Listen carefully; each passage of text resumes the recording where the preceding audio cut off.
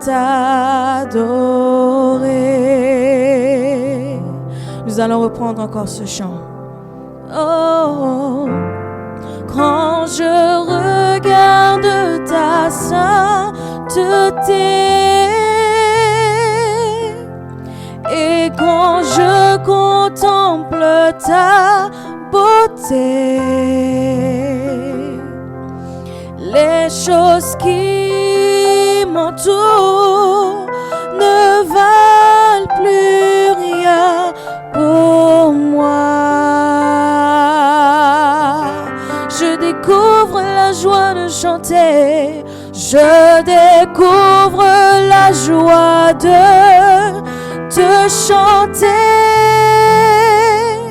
de déposer ma vie à tes pieds. Oui, il n'y a que toi, il n'y a que toi qui importe pour moi.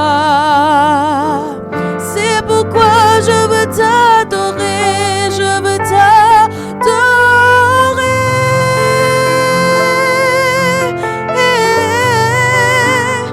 Oui, t'adorer.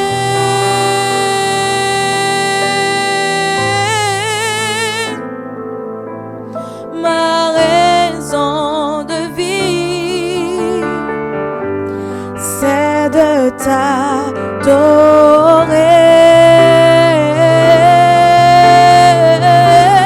Je veux t'adorer.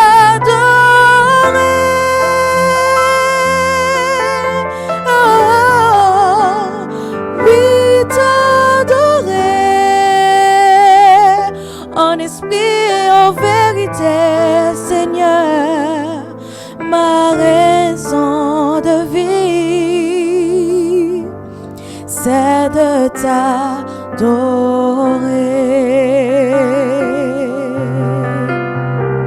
Je veux t'adorer, Seigneur.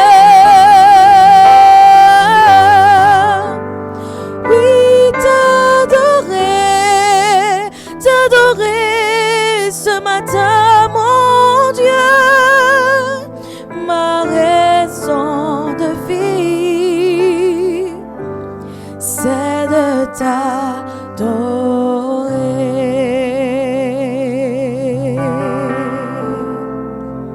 Ma raison de vivre, c'est de t'adorer, Seigneur.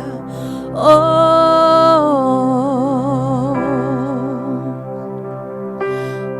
je te donne mon cœur, je te donne mon cœur.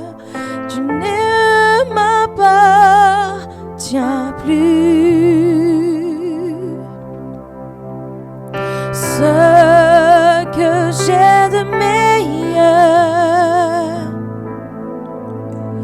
tout est pour toi, Jésus.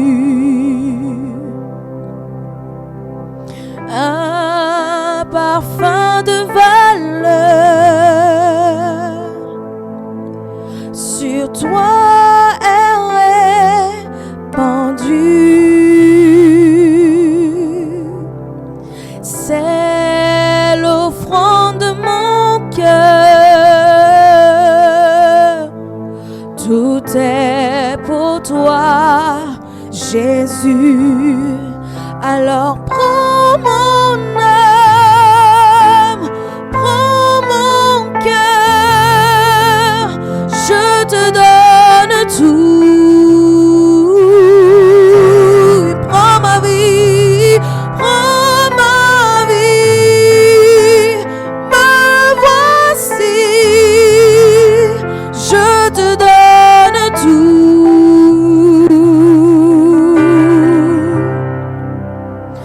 Mon cœur est à toi,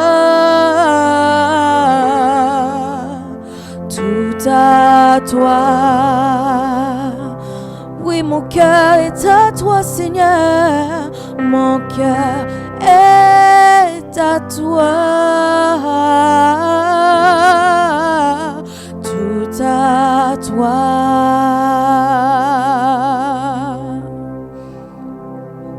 Alléluia. cœur, Seigneur, il ne m'appartient plus. Ce que j'ai de meilleur, tout est pour toi, Jésus. Oui, je te donne mon cœur, il ne m'appartient plus. Ce que j'ai de meilleur, tout est pour toi, Jésus. Alors, Seigneur, prends mon cœur, prends ma vie, je te donne tout.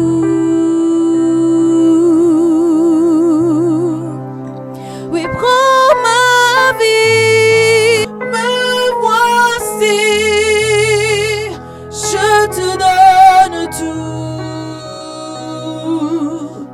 Seigneur,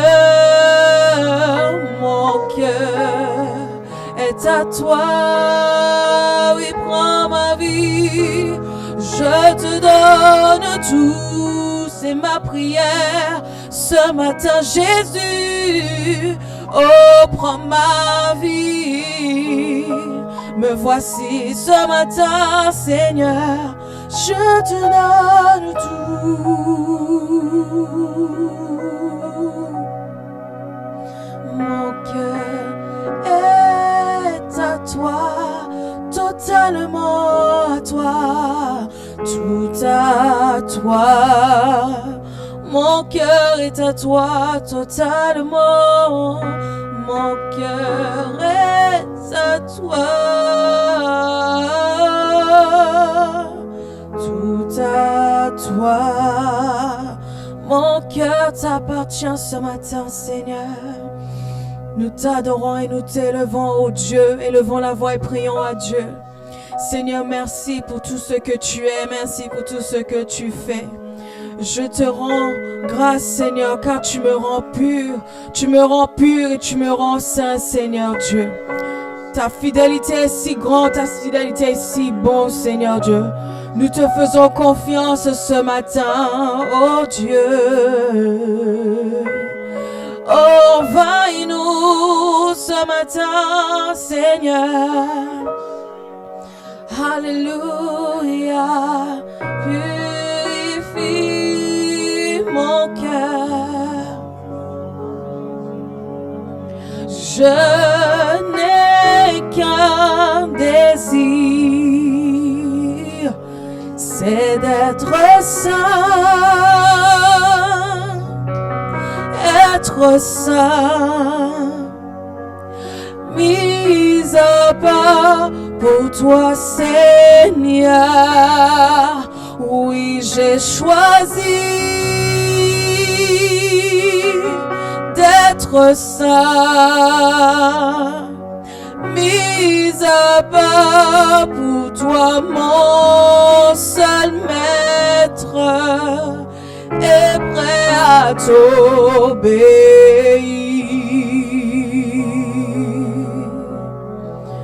Alléluia, alléluia, merci Seigneur Dieu. Rends-moi aussi pur que l'or et l'argent, purifie mon cœur. Rends-moi aussi pur que l'or, feu du fondeur. Je n'ai qu'un désir, Seigneur, ce matin.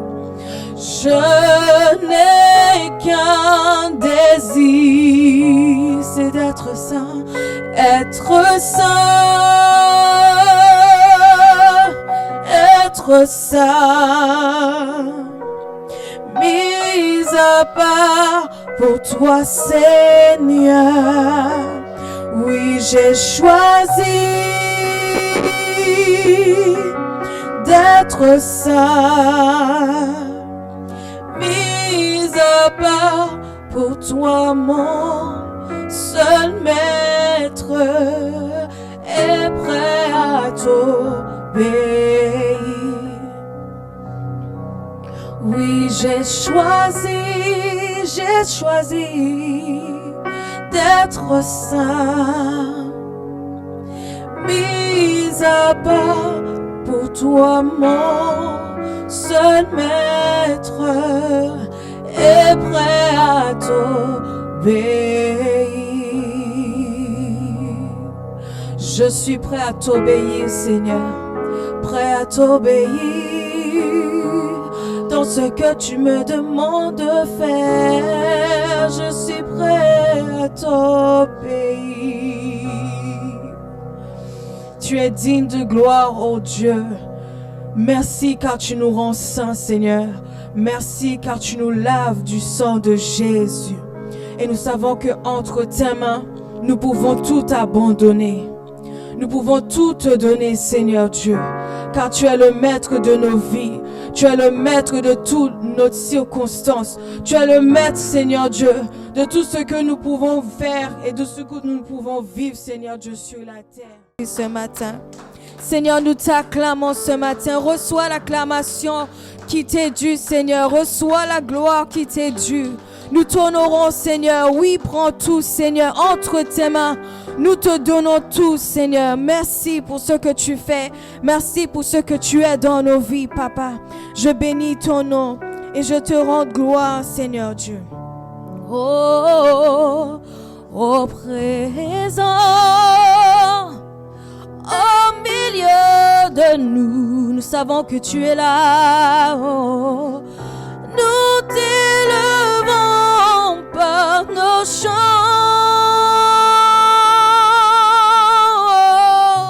Nous t'adorons et nous t'exaltons.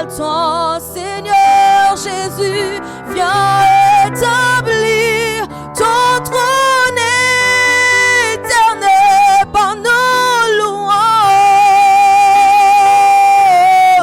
Oh, nous t'invitons. Viens Jésus prendre la place du roi. Jésus, nous te couronnons ce lieu, Seigneur. Nous te proclamons roi.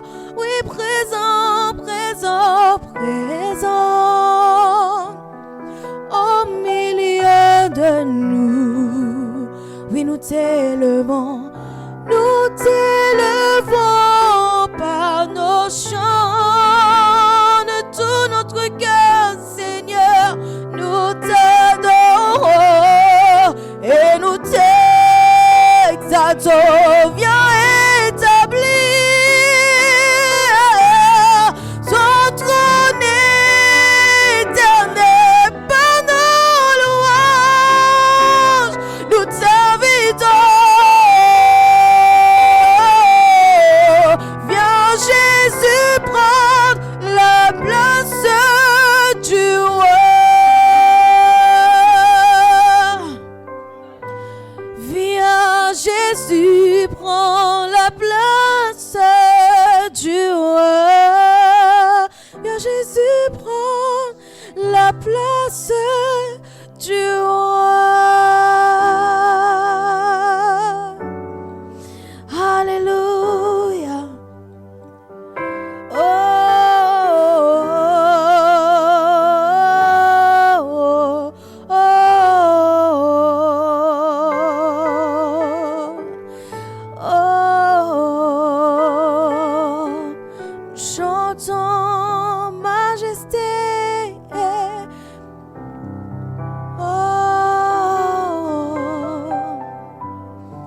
Majesté, nous t'invitons.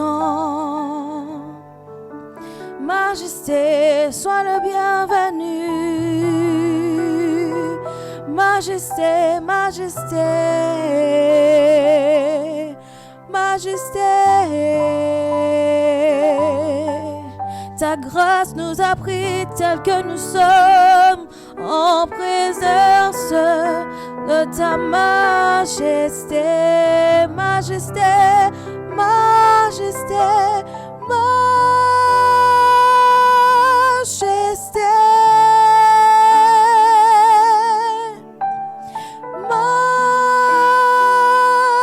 Majesté, par ton amour,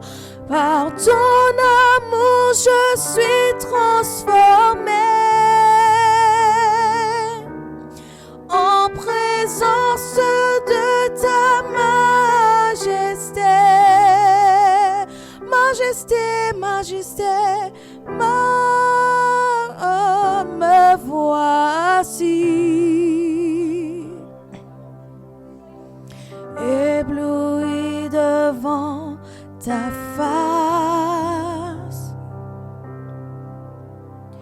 couvert par le sang de ta grâce.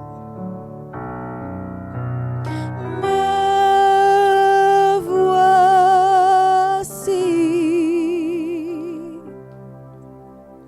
l'être plein d'indignité,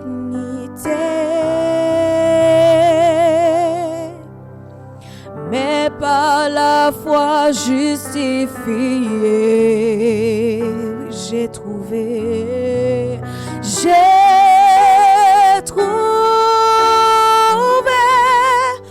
l'amour incomparable et mien, car tu t'es dépouillé pour te sacrifier pour ma vie, Seigneur, majesté,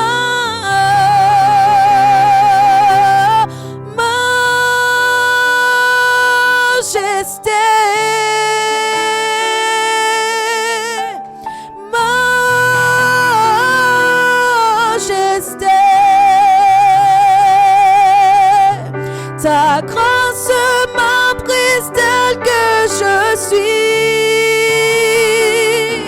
sans valeur, mais pour toi, perle de prix, majesté, majesté, majesté,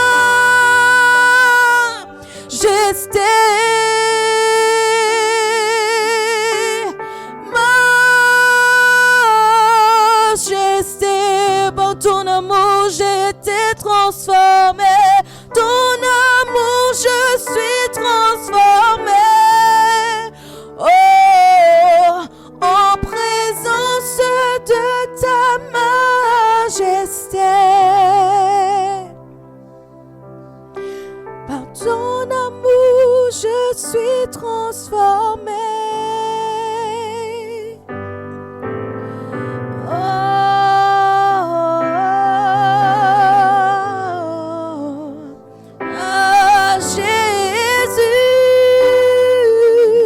Sois louange, honneur et gloire,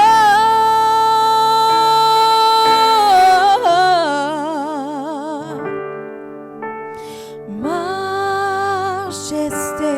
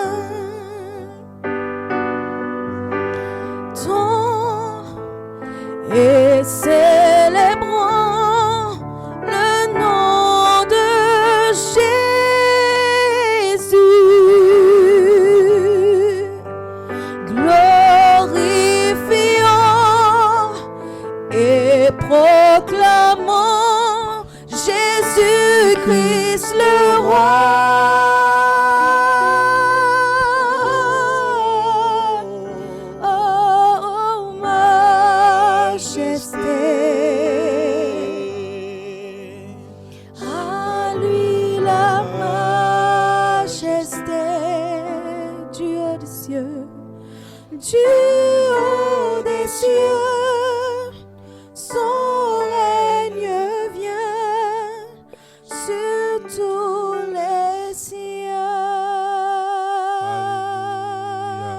Est-ce que nous pouvons acclamer le Seigneur? Alléluia. Alléluia. Amen. Alors, nous allons passer à nos offrandes. Amen. Tu vas apporter dans la maison du Seigneur. La Bible dit Seulement, seulement,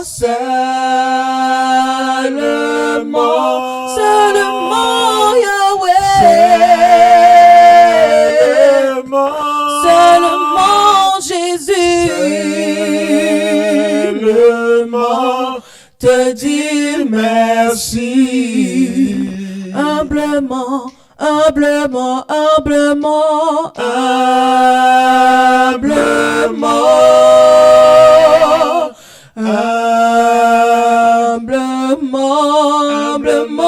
Yahweh.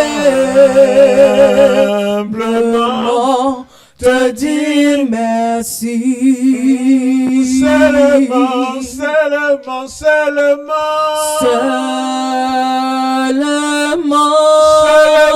Yahweh. Seulement Jésus. Seulement te dire merci. Oh, humblement,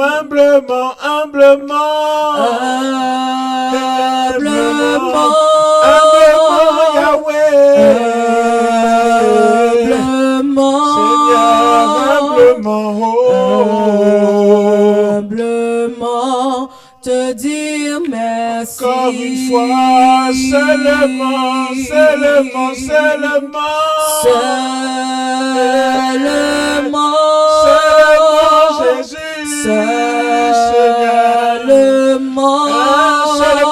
Yahweh. Seulement te dire merci. Une dernière fois, seulement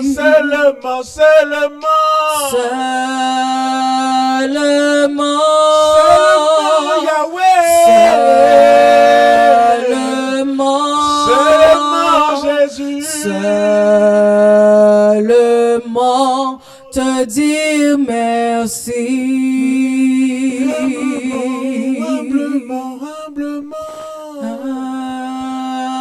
Humblement, Yahweh.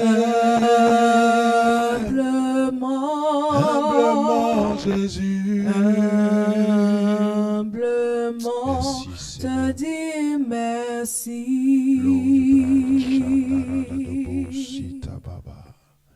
Père, nous te bénissons et te rendons gloire. Merci pour ta fidélité. Merci pour ta bonté. Merci pour ton amour, Jésus. Nous te glorifions et nous te magnifions. Prends contrôle de ce temps. Prends contrôle de ce moment. Prends contrôle de ce temps, Papa. Et prends contrôle de ce temps, de ce moment. Que ton esprit nous assiste. Parce que là où il y a ton esprit, il y a la vérité. Là où il y a ton esprit, il y a la vie de Dieu. Là où il y a ton esprit, il y a la faveur de Dieu. Seigneur, nous prions ce matin que tu prennes le contrôle de tout ce qui va se faire maintenant. Que ta présence nous assiste. Ta parole déclare que là où 2 ou 3 sont rassemblés en ton nom, tu es là. Père, nous prions, Papa, que ton esprit nous assiste et que ta présence inonde cet endroit. Jésus, nous prions que tous ceux qui sont en train de nous regarder, que ta présence inonde leur endroit, là où ils sont. Seigneur, manifeste-toi. Manifeste-toi, Jésus. Manifeste-toi encore et encore dans nos vies. Tu es digne, Seigneur. Merci, Père.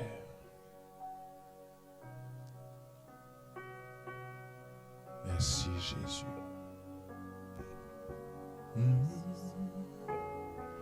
Gloire l'agneau,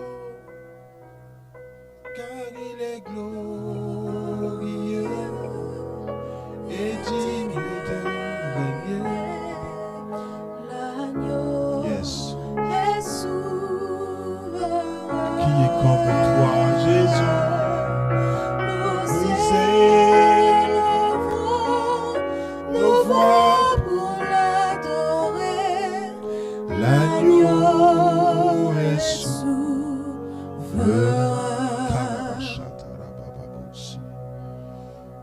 Gloire, gloire,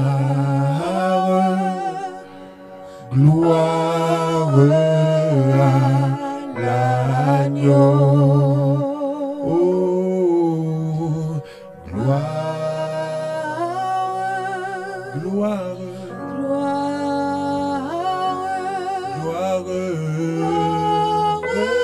gloire, l'agneau, car il est glorieux,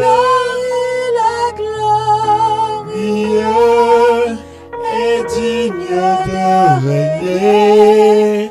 L'agneau est souverain. Nous élevons nos voix pour l'adorer. L'agneau est souverain.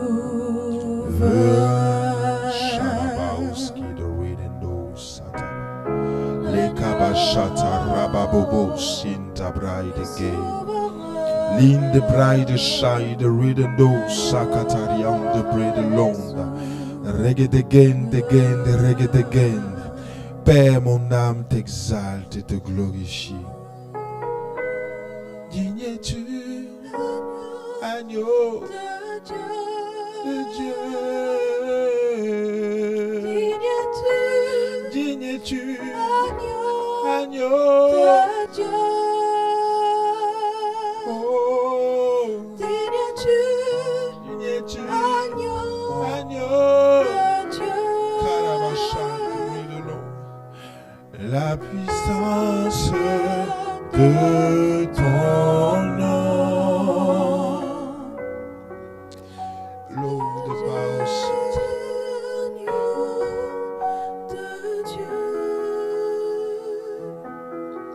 Digne es-tu, agneau de Dieu.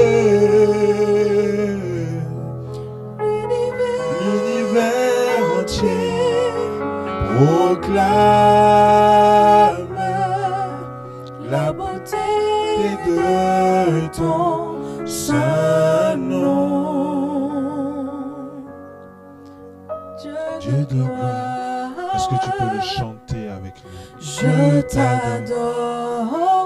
Ce matin, nous voulons t'adorer, Ton Seigneur, nom car tu es digne de louange. en majesté de mes lèvres.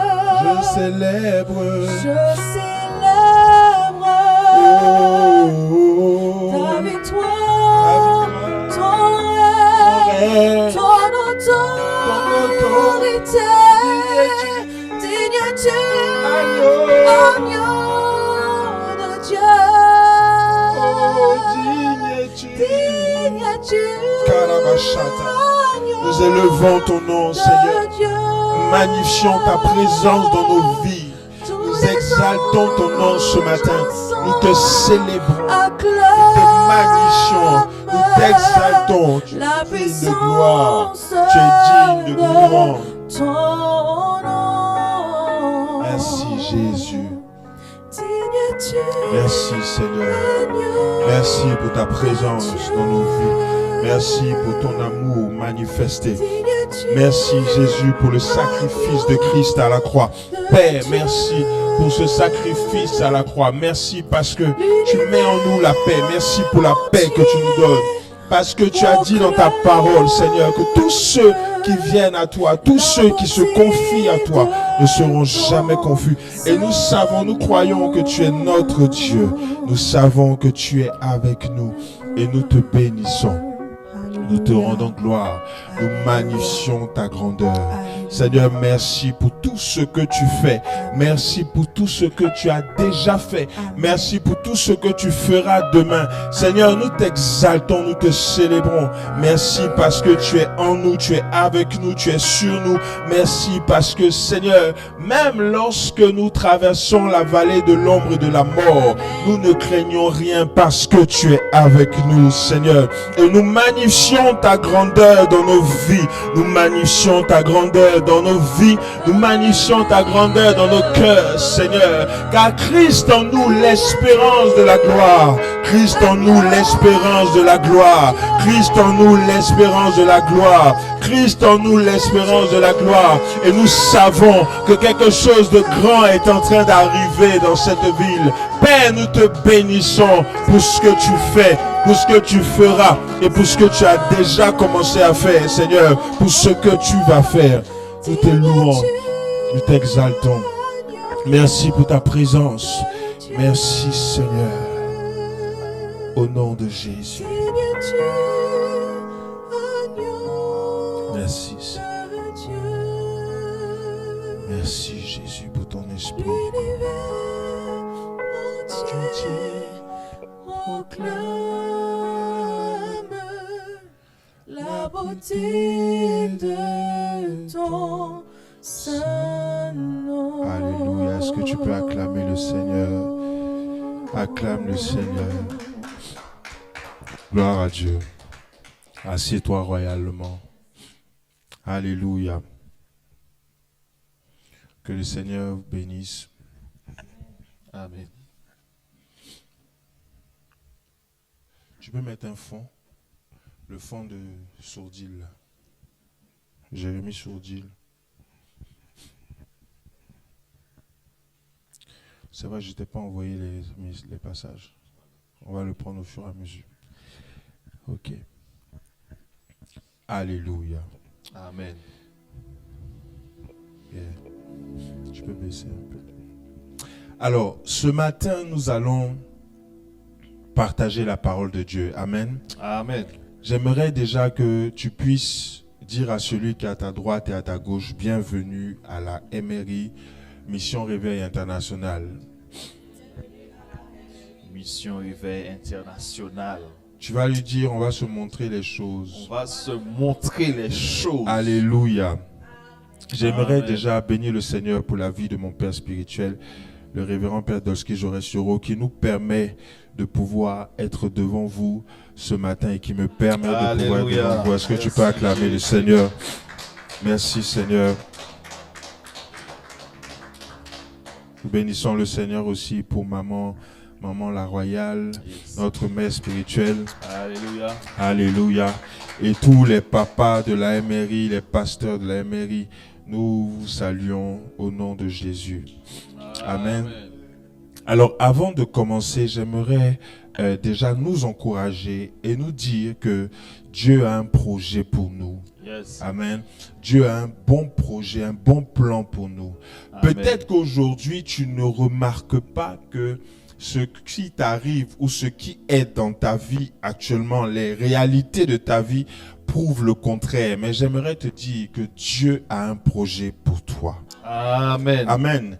Dieu a un projet pour toi. Ce qui va arriver dans ta vie sera instantané, tout à coup, brusquement, quelque chose qui va te surprendre. Yes. Seulement, il y a une chose que Dieu attend de toi, c'est que tu sois dans sa présence. Amen. Amen. C'est que tu demeures dans sa présence. Même lorsque Dieu va te faire du bien, reste dans la présence de Dieu. Amen. Alléluia. Alléluia. On va prendre Marc le chapitre 2. À partir du verset 23 à 28. Marc chapitre 2, à partir du verset 23. Il arriva un jour de sabbat. Un jour de sabbat. Que Jésus traversait des champs de blé. Jésus traversait les champs de blé. Ses disciples chemin faisant, se mirent à arracher des épis. 24. Les pharisiens lui dirent, voici, pourquoi font-ils ce qui n'est pas permis pendant le sabbat? 25.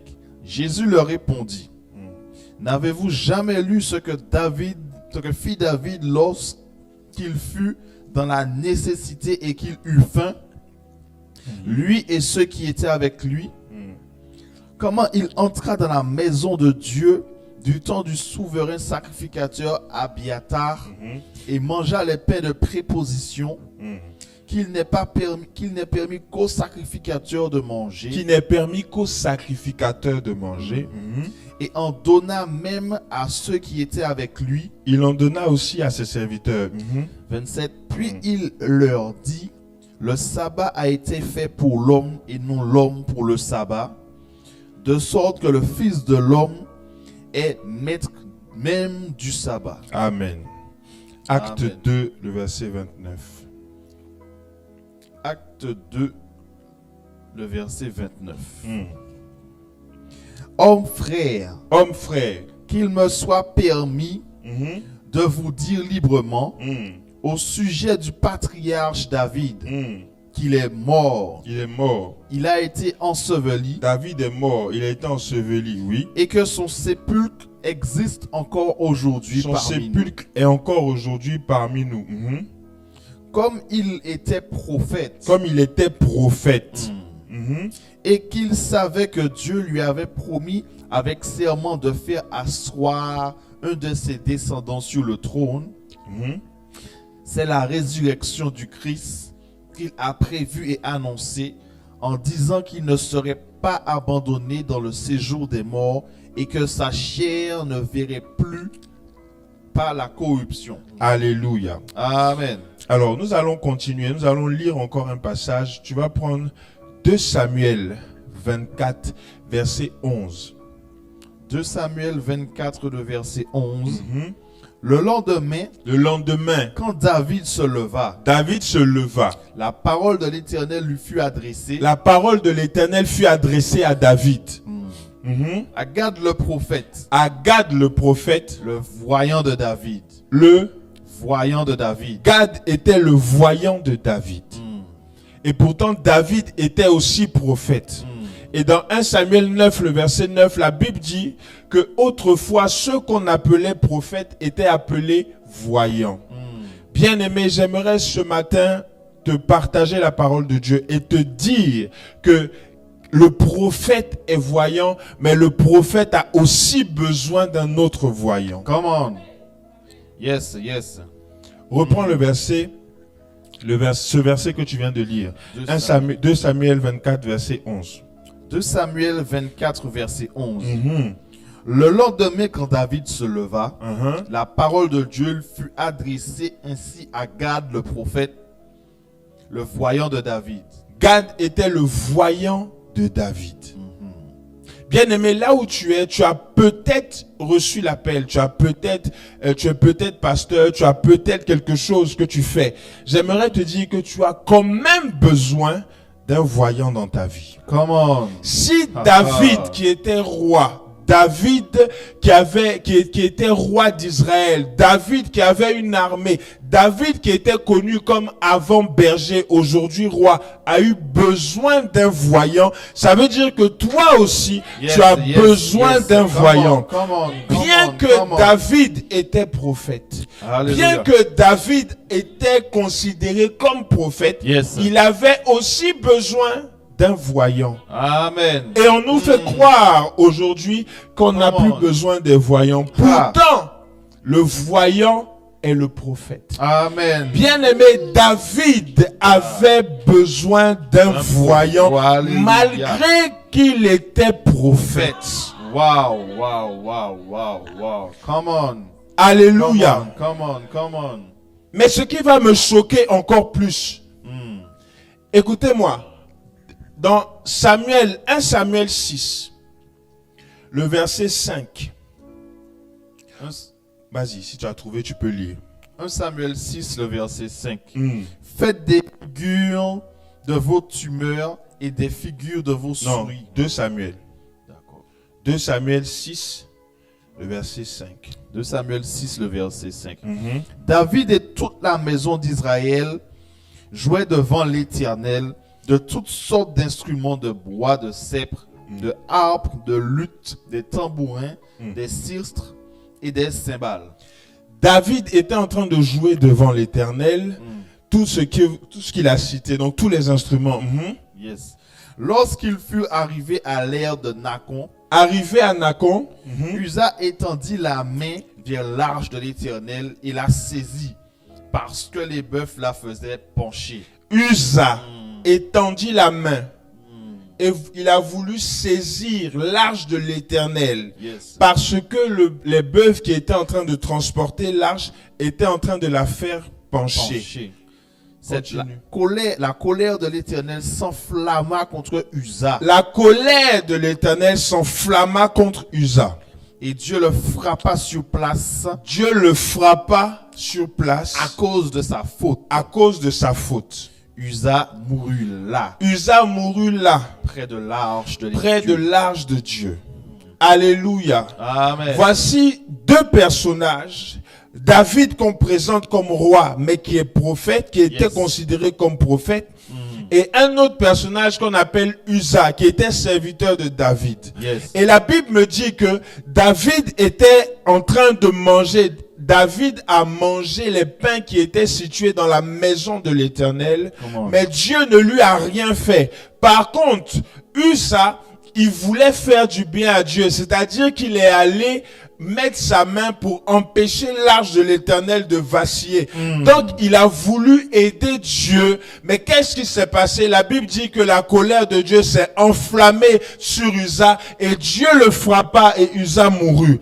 Mes amis, qu'est-ce que Uza a fait de grave? Question. La Bible dit que l'arche de l'Éternel était en train de pencher. Yes. Et Uza a étendu sa main pour empêcher l'arche de tomber. Qu'est-ce qu'il a fait de mal? Comment? Et Dieu l'a tué. Par contre, David est allé manger les pains de préposition qui étaient normalement au sacrificateur. Yes. Mais malgré ça, Dieu ne lui a rien fait. Comment? La différence entre David et Uza, c'est que David était prophète, David était roi, bien qu'il a eu besoin d'un voyant. Mais Uza était serviteur de David. Bien-aimé, j'aimerais te dire que ce n'est pas à tout le monde d'aider Dieu. Ah. Come on, come on, come on. Ce n'est pas tout le monde qui doit aider Dieu. Il y a des personnes qu'on différencie, qu'on appelle prophètes. Ces personnes-là, ils sont capables d'aider Dieu et puis Dieu ne va rien dire quand ils font une bêtise. La Bible dit que David était roi. Pendant qu'il était roi, la Bible déclare qu'il a tué son serviteur, son soldat, pour prendre sa femme. Et lorsque David a tué son soldat, Dieu ne va pas le tuer. Dieu va envoyer un prophète, Nathan, pour venir et dire à David ce que tu as fait est mauvais. David va se repentir. Malgré que David avait fait quelque chose de mauvais, Dieu dit, voici l'homme selon mon cœur. Comment? Comment David peut être considéré comme l'homme selon le cœur de Dieu, sachant que David avait tué quelqu'un? Bien-aimé, le prophète n'est pas n'importe qui.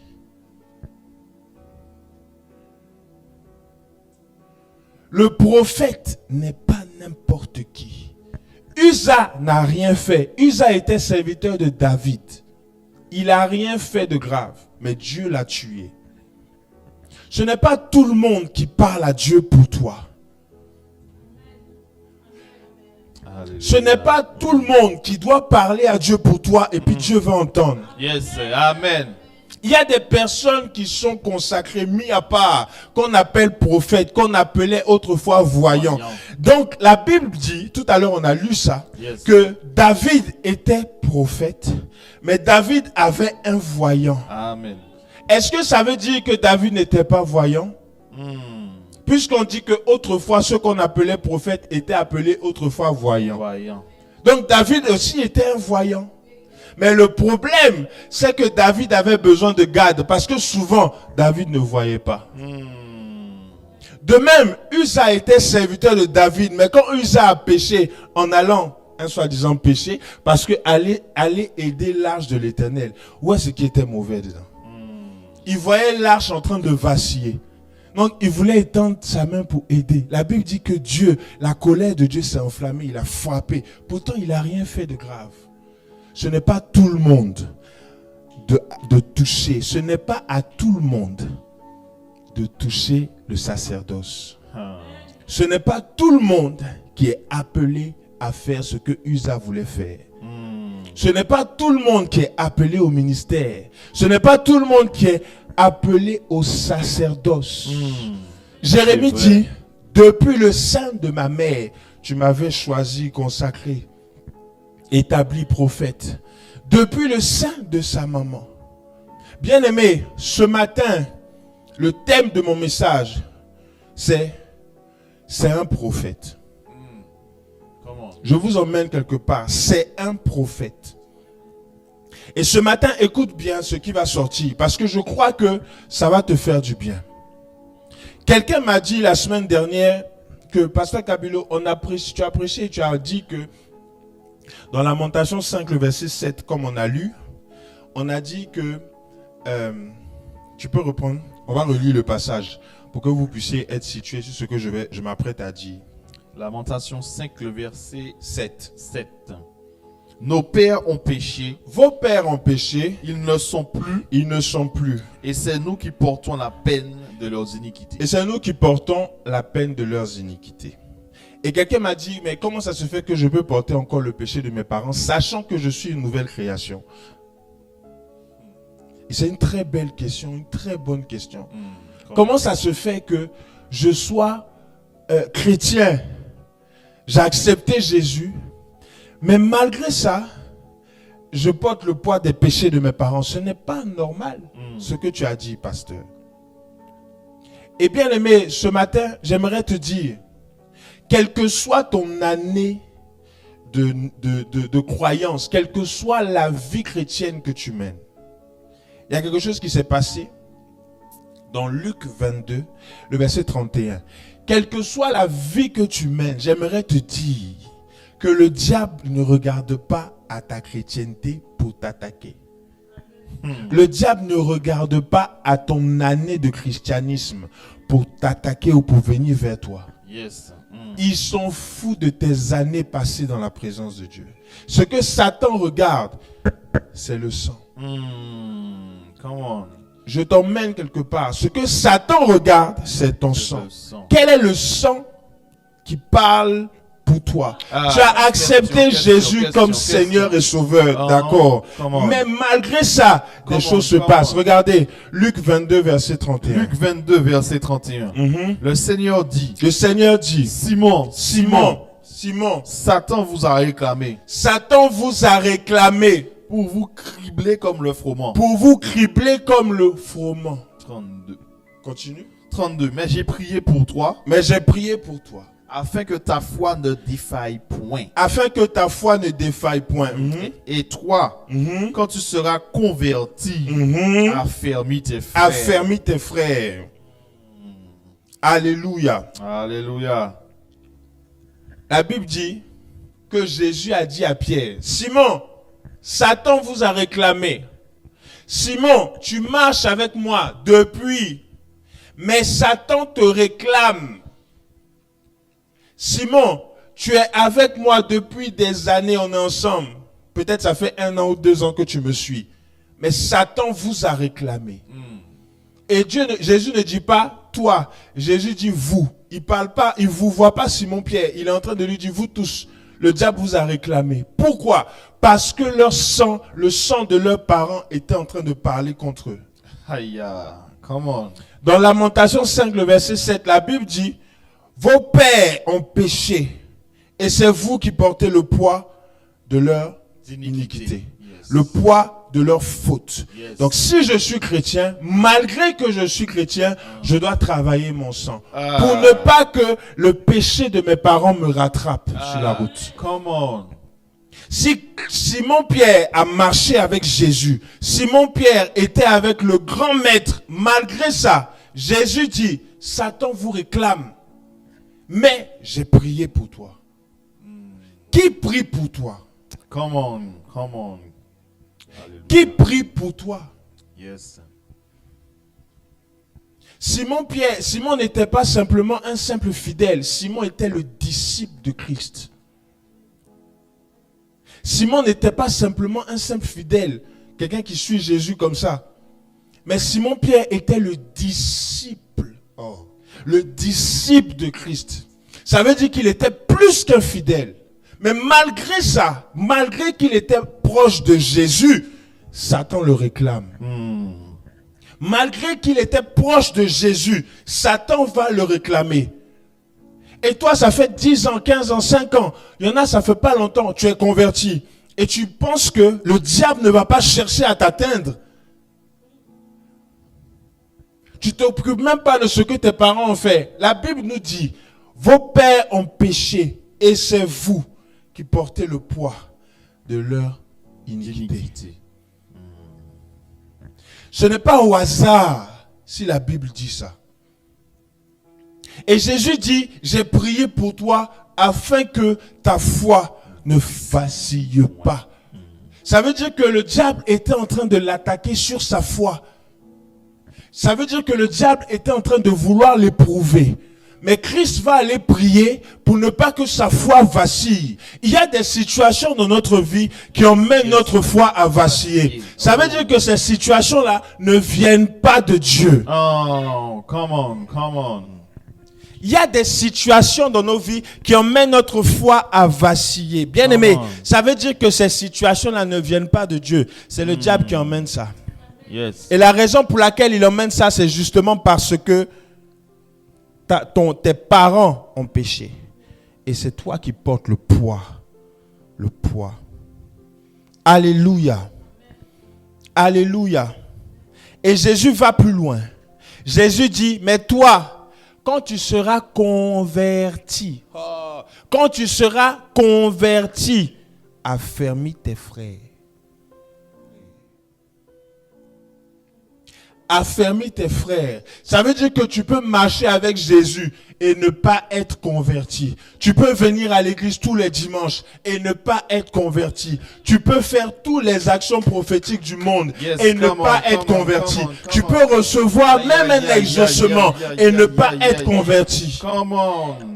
Tu peux recevoir même un exaucement et ne pas être converti. Ce n'est pas parce que Dieu t'exauce que ça veut dire que tu es converti. Alléluia.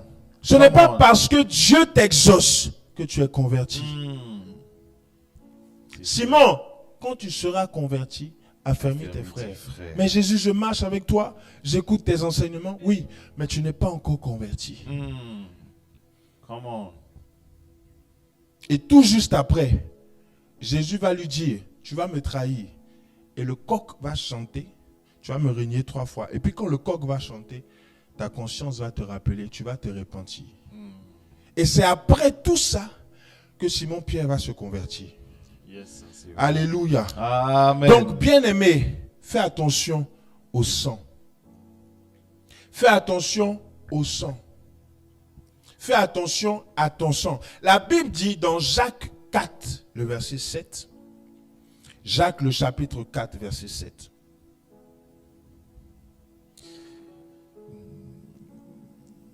Jacques 4, le verset 7. Soumettez-vous donc à Dieu. Soumettez-vous à Dieu. Résistez au diable. Résistez au diable. Et il fuira loin de vous. Il fuira loin de vous. La Bible n'a pas dit chassez le diable. Soumettez-vous donc à Dieu. La Bible a dit quoi par rapport au diable? Résistez au diable. Résistez au diable. Si la Bible dit résister au diable, ça veut dire que le diable va venir. La Bible n'a pas dit que Satan ne va pas venir vers toi. La Bible n'a pas dit que Satan ne va pas venir contre toi. Résister au La Bible dit résister. Ça veut dire qu'il y a une force opposée. Le diable va venir avec une force opposée à toi. Mais toi, résiste, résiste, résiste jusqu'à ce qu'il fuit. Ce qui va emmener Satan à fuir, ce n'est pas, je vais dire quelque chose qui va peut-être choquer. Le nom de Jésus n'est pas tout le temps favorable à faire fuir Satan. Mais ce qui va l'emmener à fuir de devant toi, c'est ta capacité à résister. Wow, come on, ta capacité à résister. à résister face aux épreuves, Yes, à résister yes, face yes. aux attaques, Yes, à résister yes, face à yes, ce que yes, Satan yes, veut faire yes, contre yes. toi. Résiste-lui, il Alléluia. fuira. Amen, amen. Alléluia. Amen. Tu as un rôle à jouer. Yes. Le rôle à jouer dans ta destinée face au diable, c'est de lui résister. Résiste au diable, il fuira.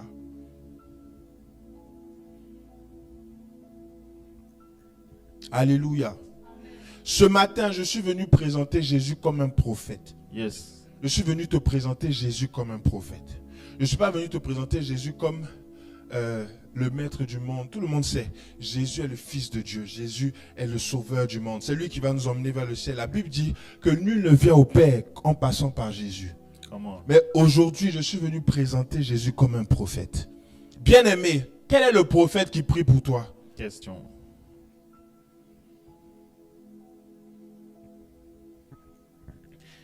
Alléluia. Amen. Jean 20, versets 21 à 23. Jean 20 à partir du verset 21. Jésus leur dit de nouveau, Jésus leur dit, la paix soit avec vous. Comme le Père m'a envoyé, moi aussi je vous envoie. je vous envoie. 22. Après ces paroles, il souffla sur eux Il souffla sur eux. et leur dit, recevez le Saint-Esprit. Recevez le Saint-Esprit. 23. À ceux qui vous ont pardonné, ceux à qui vous pardonnez les péchés, ils leur seront pardonnés. Et ceux à qui vous les retiendrez, ils leur seront retenus. Donc après la résurrection, les disciples ont reçu le Saint-Esprit de plusieurs manières. Je dirais de deux façons. La première façon, la voici. Jésus va vers les disciples et Jésus souffle sur eux. Et Jésus dit, recevez le Saint-Esprit. Après ça, il y a la chambre haute.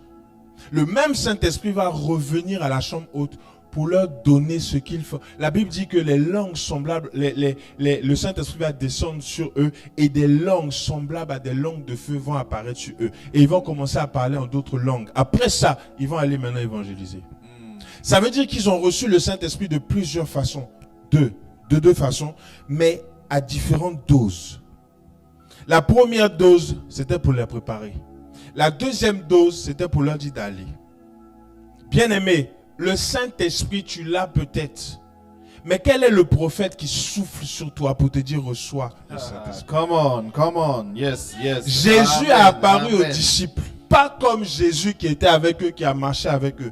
Jésus a apparu aux disciples, certes ressuscité, mais comme un prophète. Pour leur dire, recevez le Saint-Esprit. Yes. Qui t'a donné le Saint-Esprit? Quelle est la personne qui t'a donné le Saint-Esprit pour que tu puisses aller? Certes, nous recevons le Saint-Esprit dans notre conversion. Je n'ai pas besoin. Il y a un jeune qui disait comme ça que il n'a pas besoin qu'on prie pour lui, qu'on lui impose les mains, parce que lui et le Saint-Esprit, ils se connaissent. Bien aimé, il y a des personnes comme ça qui n'ont pas eu besoin d'avoir une transmission du Saint-Esprit par quelqu'un d'autre. Mais j'aimerais te dire que là où tu es, quelle que soit l'évolution de ta vie, si ta vie tourne en rond, tu tournes en rond et tu ne sais pas où donner la tête, j'aimerais te dire ce matin que ce n'est pas anodin. Si tu écoutes ce message, si ta vie tourne en rond, va me chercher quelqu'un qui va t'aider. Et Jésus a mis dans ses serviteurs, les prophètes, quelque chose pour te donner la solution. Bien-aimé, s'il te plaît, ne négligeons pas le ministère prophétique. Come on. Donc, le fait que je sois une nouvelle création ou une nouvelle créature ne veut pas dire que Satan ne cherchera pas à m'atteindre. Le fait que je sois une nouvelle créature ne veut pas dire que je n'aurai pas de réclamation. Le fait que je sois une nouvelle créature ne veut pas dire que ma vie va aller tout droit sans avoir des preuves ni quoi que ce soit. Non. Ça fait combien de temps tu cherches le travail que tu cherches là? Question. Pourquoi ça tarde? Pose-toi les bonnes questions. Pourquoi ça tarde? Donc même si je suis chrétien, Satan peut quand même me cribler. Satan peut quand même m'atteindre pour essayer de vaciller, faire vaciller ma foi. Et par où est-ce qu'il va passer? C'est par tes parents, ce que tes parents ont fait. Donc par ton sang. Il y a un homme de Dieu que je connais. Tous ses frères sont morts à 34 ans. Et lui, il était homme de Dieu, puissamment utilisé par Dieu. Et à la 34e année de sa vie, lui aussi, il va partir de façon mystérieuse. Et c'est son père spirituel qui va se rendre compte que mais toute sa famille est partie à 34 ans. Et Dieu va lui dire, il n'avait pas fait attention à ça. Il est mort à 34 ans, comme ses frères. Il était pasteur, prophète. Il prêchait, il guérissait les malades. Mais il est aussi mort à 34 ans. Bien-aimé, la vie chrétienne, ce n'est pas du jeu. Le diable cherchera par tous les moyens à t'atteindre, par des réclamations à t'atteindre. Il y a des chrétiens même, ils vivent une vie chrétienne pieuse. À partir d'un certain âge, il y a un péché qui réjaillit. Il y en a, ils sont alcooliques, ils boivent, ils ne savent pas pourquoi ils boivent. D'autres, ils sont adonnés à la masturbation, ils ne savent pas pourquoi. D'autres, ils sont adonnés à l'impudicité ou au vol, ils ne savent pas pourquoi. Mais ils le font. Étant chrétien, à un certain âge. Or, quand tu regardes dans leur famille, c'est parce qu'un des parents buvait. Ou c'est parce qu'un des parents se masturbait. Ou c'est parce qu'un des parents était en train de vouloir aller tout le temps vers les femmes. Donc lui aussi, il commence à vivre une vie impudique. À un certain âge. Ça veut dire que ce sont des réclamations. Bien-aimé, fais attention à ton sang. Je t'en supplie. Regarde dans ta famille. Quel est le péché qui se répète? Quel est le péché qui se répète de plus en plus dans ta famille? Le diable va chercher à t'atteindre par ce péché-là. Oh. Come on. Come on. Satan va venir, mais toi, résiste jusqu'à ce qu'il fuit. Alléluia. Amen. Nous allons lire maintenant 2 histoires et on va clôturer avec ces 2 histoires. Jean le chapitre 4. Jean chapitre 4. Jean le chapitre 4 à partir du verset 1. Le Seigneur sut que les pharisiens avaient appris qu'il faisait et baptisait plus de disciples que Jean. Toutefois, Jésus ne baptisait pas lui-même, mais c'était ses disciples. Alors il quitta la Judée et retourna en Galilée. Comme il fallait qu'il passât par la Samarie, il arriva dans une ville de Samarie nommée Sichar, près du champ de Jacob, avait donné à Joseph son fils. Là se trouvait le puits de Jacob. Jésus, fatigué du voyage, étant assis au bord du puits, c'était environ la 6e heure. La 6e heure, donc midi.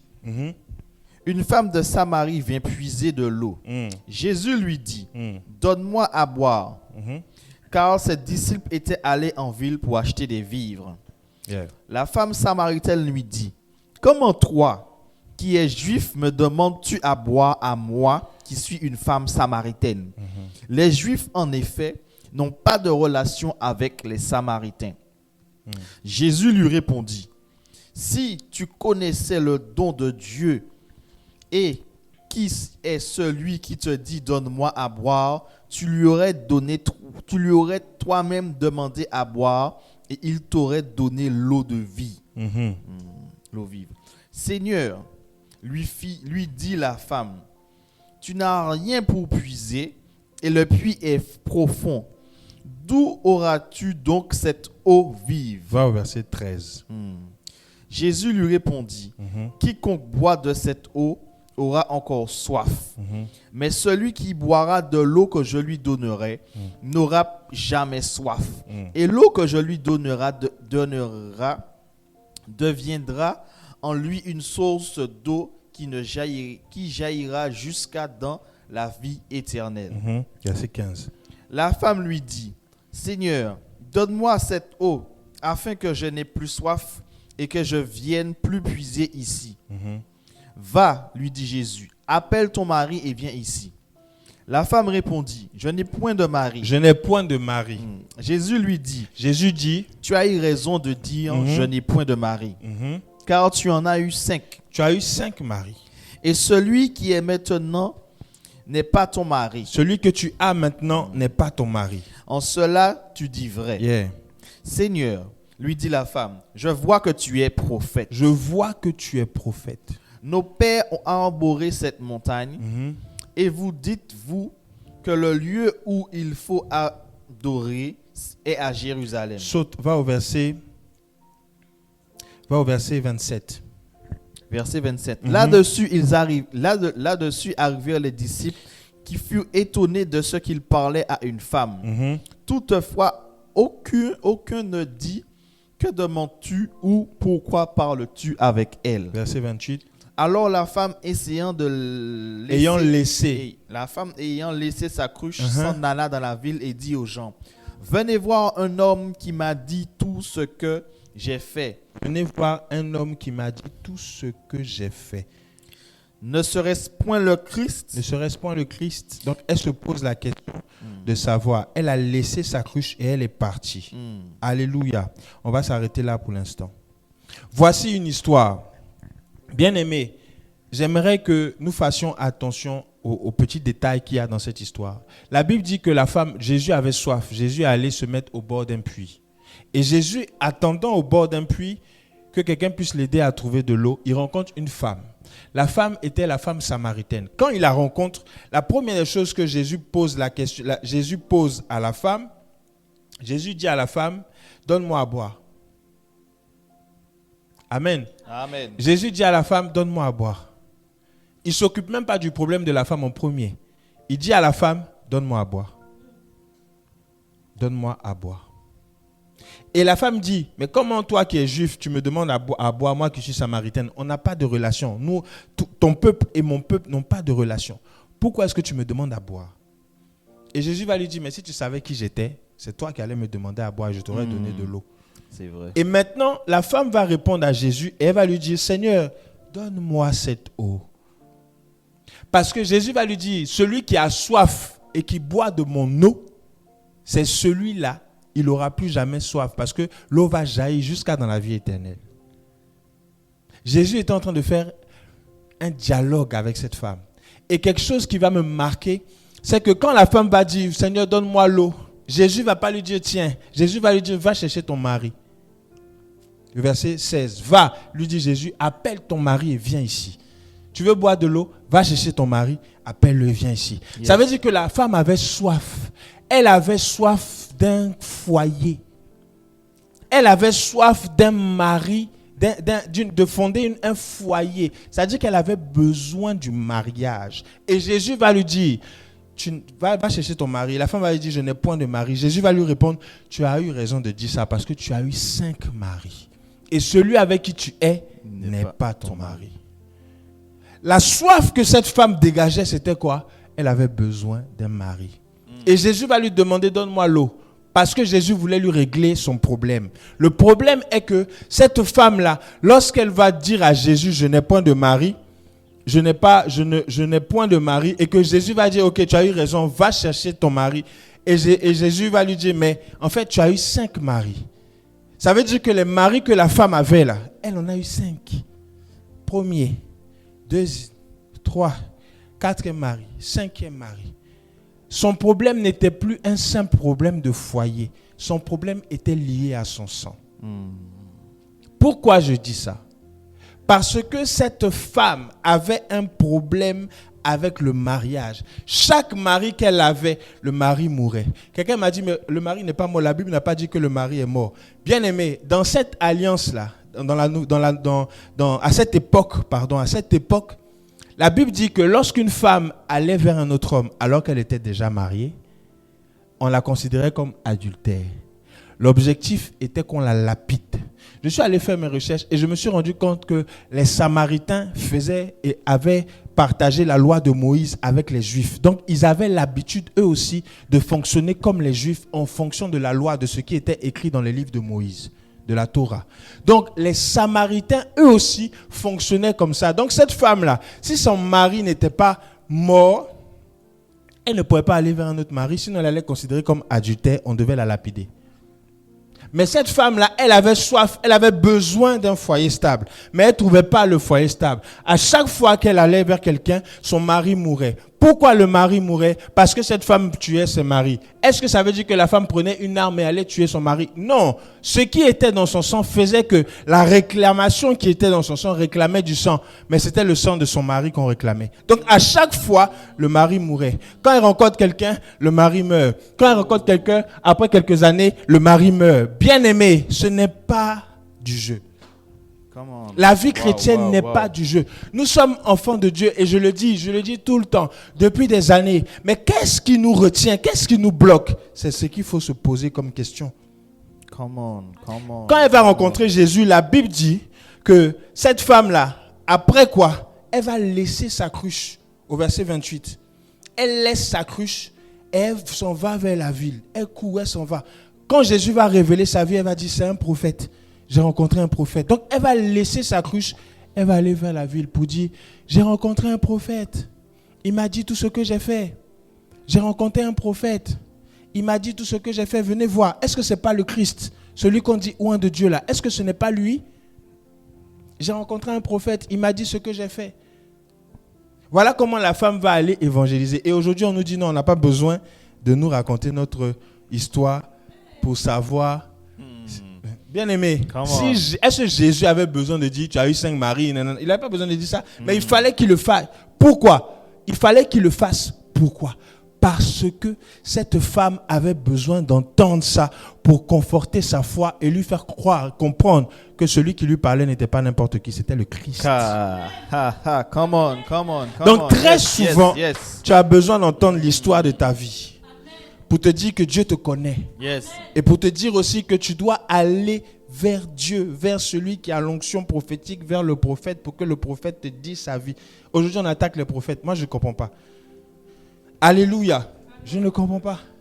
Cette femme avait besoin qu'on lui raconte sa vie. Sinon, comment est-ce qu'elle allait croire? Il y a des gens, ils n'ont pas besoin. Nous, comme ça, là, on n'a pas eu besoin qu'on nous dise tu es né un 28 mars 90, tu as eu ça, tu es né à tel... On n'a pas eu besoin qu'on nous dise ça pour nous convertir. Mais il y a des gens qui ont besoin d'entendre ça. Come on, c'est vrai. Alléluia. Amen. Donc la femme avait un problème. Elle a rencontré un prophète. C'est maintenant qu'elle se rend compte que celui qui lui parlait était un prophète. C'est un prophète. Elle a dit, c'est quoi, au quatrième verset? Tu as eu 5 maris. Seigneur, verset 19. Seigneur, lui dit la femme, je vois que tu es prophète. Maintenant que tu m'as dit tout ce que j'ai fait, je vois que tu es prophète. Et la Bible dit, au verset 38 ou 28, qu'elle va laisser là sa cruche et elle va courir, 28, elle va courir pour aller dans la ville pour dire aux gens, venez voir, il y a un homme qui m'a dit tout ce que j'ai fait. Est-ce que ce n'est pas le Christ? Elle va devenir évangéliste, direct comme ça. Et vous ne voulez pas qu'on dise aux gens leur histoire pour qu'ils deviennent des évangélistes demain? C'est vrai. C'est la vérité. Alléluia. Amen. Nous allons prendre un dernier verset. Jean 9, et puis nous allons clôturer. Ce verset-là, je l'aime tellement. Ce chapitre, je l'aime tellement. Parce que ce chapitre-là décrit réellement qui était Christ. Et ce chapitre-là même montre la vie chrétienne. Tu as peut-être un problème depuis que tu es né. Tu as peut-être un problème. La Bible parle dans ce chapitre de l'aveugle-né. On va peut-être pas le lire. Mais je vais prendre juste quelques phrases. Tu vas lire le verset 1 et 2. Jean 9, verset 1. Jésus vit en passant un homme aveugle de naissance. Jean 9, verset 1, oui. Ses disciples lui firent cette question. Rabbi, qui a péché, cet homme ou ses parents, pour qu'il soit né aveugle? Qui a péché, cet homme ou ses parents, pour qu'il soit né aveugle? Donc, là même, les disciples savent que les pères ont péché. Et c'est nous qui portons le poids de leur péché. Donc, lui là, est-ce qu'il a porté le poids des péchés de ses parents pour qu'il soit né aveugle? C'est la question que les disciples posaient à Jésus. C'est vrai. Et la Bible dit que Jésus va répondre. Ce n'est pas lui ou ses parents qui ont péché, mais c'est afin que les œuvres de Dieu soient manifestées en lui ou au travers de lui. Il faut que je fasse, tandis qu'il est jour, je saute. Je vais au verset 4, verset 5. Pendant que je suis dans le monde, je suis la lumière du monde. Après avoir dit cela, il cracha à terre. Tu peux prendre la version, là c'est dans Jean. Regarde dans Marc. La Bible dit dans Jean 9, le verset 5, 6. Après avoir dit cela, après que Jésus ait parlé, il crache à terre, il prend la boue, il met ça sur les yeux de l'aveugle. Et il dit à l'aveugle d'aller se laver, d'aller faire un bain. Ce qui va m'intéresser, c'est que quand l'aveugle va revenir, la Bible dit au verset 8, les voisins et ceux qui auparavant l'avaient connu comme mendiant disaient, n'est-ce pas celui-là qui se tenait assis et qui mendiait? Donc le monsieur là n'était pas seulement aveugle, il était aveugle et mendiant.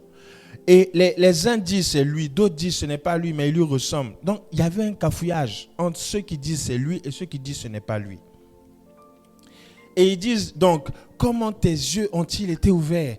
Et le monsieur va répondre, l'homme qu'on appelle Jésus, celui qui s'appelle Jésus a fait de la boue et a oint mes yeux. Va au réservoir de Siloé. Et il m'a dit, va au réservoir de Siloé, lave-toi. Je suis allé, je me suis lavé et j'ai recouvert la vue. Verset 16. Sur quoi quelques-uns des pharisiens dirent, cet homme ne vient pas de Dieu, en parlant de Jésus, car il n'observe pas le sabbat. D'autres disent, comment un homme pécheur peut-il faire de tels miracles? Et il y eut division parmi eux. Ils dirent encore à l'aveugle, toi, que dis-tu de lui sur ce qui t'a ouvert les yeux? L'aveugle va répondre, il répondit, c'est un prophète. L'aveugle répond, c'est un prophète. Parce que ce qu'il a fait là, il n'y a que les prophètes pour faire des choses comme ça. Il n'y a que les prophètes pour faire des choses comme ça. Cracher par terre, prendre de la boue, mettre sur les yeux. No sense. Ça n'a pas de sens. Il n'y a que les prophètes pour faire ça. Alléluia. Tu as trouvé? Là où on dit, il le prit par la main et le fit sortir de la ville. La même histoire est racontée. Je crois que c'est dans Marc. Merci Seigneur. Marc 8. Marc 8, 23. Monte un peu au verset 20. Marc 8, le verset 20. Non, prends au verset 22. 22. Et il leur dit, ne comprenez-vous pas encore? Non, Marc 8, verset 22. Il se rendit à Bethsaïda. Il se rendit à Bethsaïda. Et on l'amena vers Jésus un aveugle qu'on le prie de toucher. On amène à Jésus un aveugle qu'on le prie de toucher. Il prit l'aveugle par la main. Il le prend par la main. Regardez, voilà comment Marc, il raconte ce qu'il avait vu. Tout à l'heure, Jean a raconté.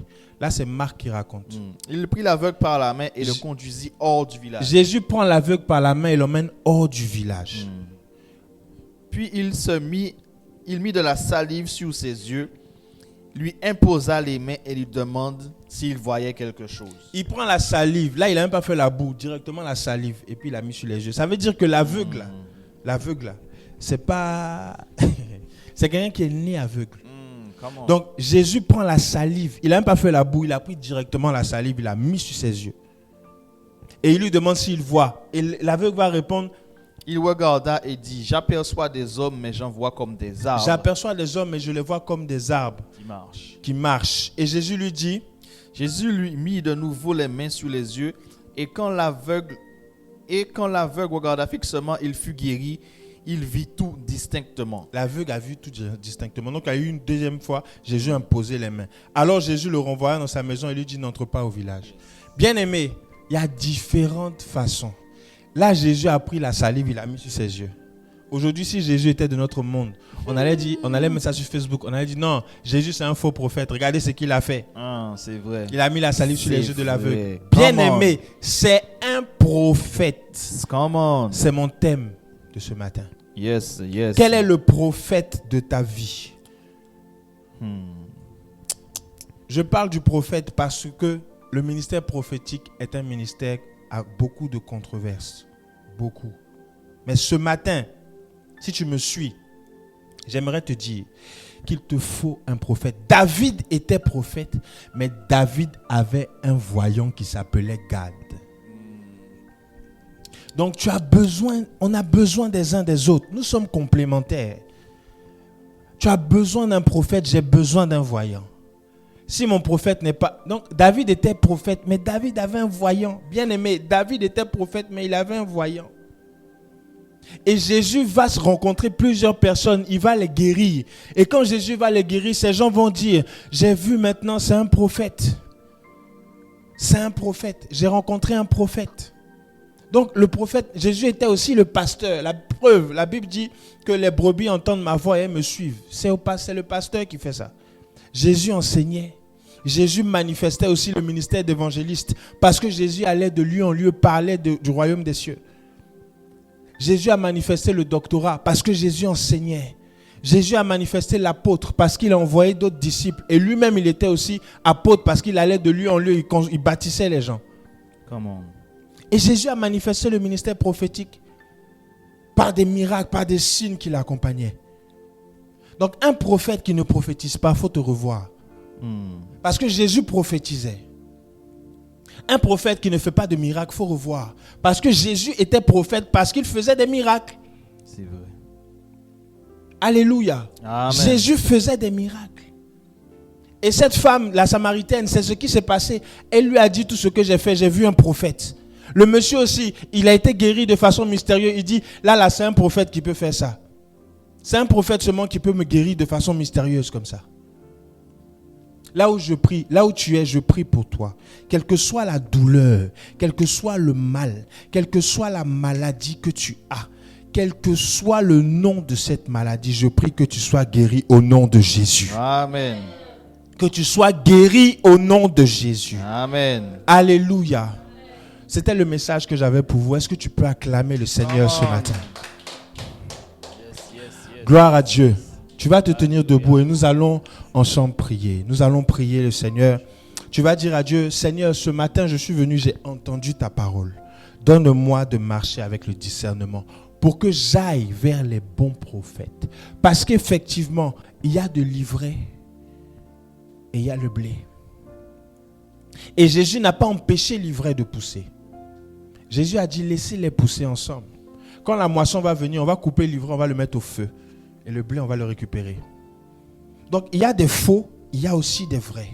Donc, nous allons prier. Tu vas dire à Dieu, Seigneur, donne-moi le discernement afin que j'aille vers le prophète ou l'envoyé de Dieu ou le oint de Dieu que tu as prévu pour moi. Élève la voix où tu es au nom de Jésus. Père, nous te bénissons, nous te rendons gloire. Merci pour ta parole. Merci pour ce temps. Père, je prie que tu puisses toucher nos vies. Donne-nous le discernement afin que nous allions vers le prophète que tu as prévu pour nous. Le prophète que tu as prévu pour nous. Ou ton oint que tu dois me donner, Père, pour que je puisse avancer sur la voie que tu as tracée pour moi. Père, je sais que le problème de ma vie a une solution. Et cette solution, tu l'as mis dans les mains de quelqu'un. Seigneur, je prie que tu me diriges vers cette personne. Que tu me diriges vers cette personne. Au nom puissant de Jésus-Christ de Nazareth. Seigneur, nous te bénissons, nous te rendons gloire. Merci parce que tu le fais. Non à cause de nous, mais à ton nom, tu donnes gloire, Seigneur. Merci de nous donner la capacité. Merci de nous donner le pouvoir. Merci de nous donner le discernement afin que nous allions vers les bons prophètes, vers les vrais prophètes. Merci pour ta fidélité. Merci, Seigneur, de nous communiquer cet esprit de discernement afin que nous allions là où tu veux que nous soyons, Père. Nous te bénissons et te rendons gloire. Merci, Seigneur. Au nom de Jésus. Amen. Est-ce que tu peux acclamer le Seigneur? Alléluia. Alléluia.